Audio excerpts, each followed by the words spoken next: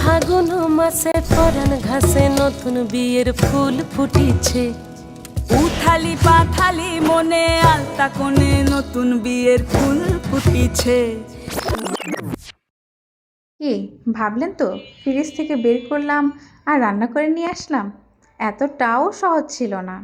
এত স্বাদের লাউ খেতে আমার অনেক কাঠখড় পোড়াতে হয়েছে। আজ আপনাদের সাথে শেয়ার করব কিভাবে আমি দুধ লাউয়ের জন্য লাউটা প্রসেস করলাম।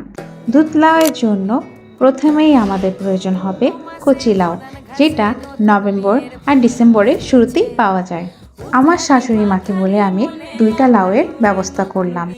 তারপর আমার শাশুড়ি মা এই লাউগুলো নিয়ে ভালো করে এর খোসা ছাড়িয়ে দিল আর পিস পিস করে কেটে দিল। কেটে রাখা লাউগুলো আমি ভালো করে ধুয়ে পরিষ্কার করে নিলাম। পানিটা ঝরে গেলে এগুলো নিয়ে আমি গ্রেটার দিয়ে গ্রেট করে নিচ্ছি। অনেকে বটি দিয়ে চিকন চিকন করে কাটে, আমি আবার অত বেশি ভালো চিকন করে কাটতে পারি না, তাই গ্রেটারটা ব্যবহার করছি।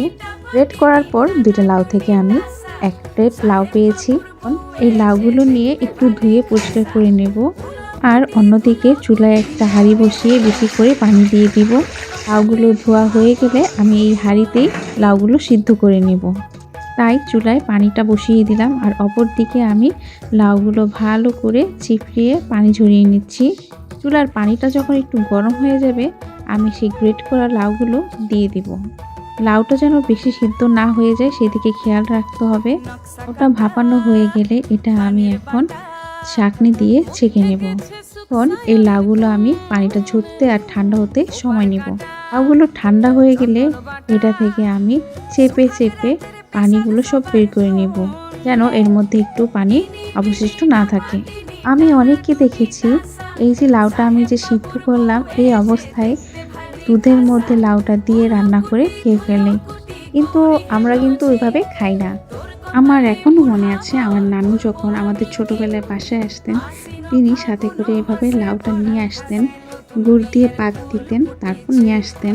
এখানে আমি চিনি আর গুড় দুটোটাই ব্যবহার করছি।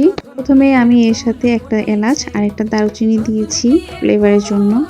এইখানে আমি 1 পা চিনি আর 1 পা গুড় ব্যবহার করেছি। পুরোটা গুড় দিয়ে করলে এর ঘ্রাণটা কিন্তু আরেকটু ভালো আসবে। চিনি আর গুড় দেওয়ার পরে খুবই অল্প আঁচে এটাকে জাল করে নিতে হবে।